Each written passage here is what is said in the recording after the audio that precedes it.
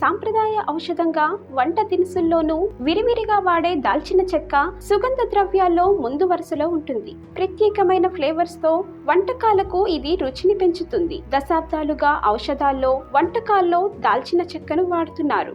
ఇక ఇన్సులిన్ సెన్సిటివిటీలను మెరుగుపరచడంతో పాటు blood sugar levels తగ్గించటంలో దాల్చిన చెక్క ప్రభావవంతంగా పనిచేస్తుంది.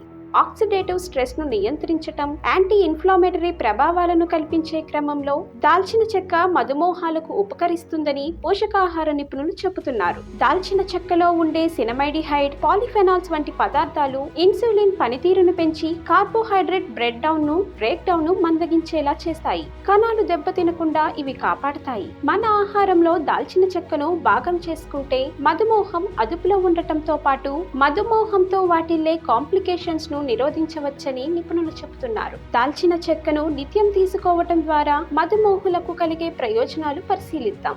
బ్లడ్ షుగర్ లెవెల్స్ తగ్గుదల, ఆక్సిడేటివ్ స్ట్రెస్ కు check, anti inflammatory, cholesterol levels మెరుగుదల, మెరుగైన జీర్ణక్రియ, బరువు నియంత్రణ మరియు మెదడు ఆరోగ్యం మెరుగుదల.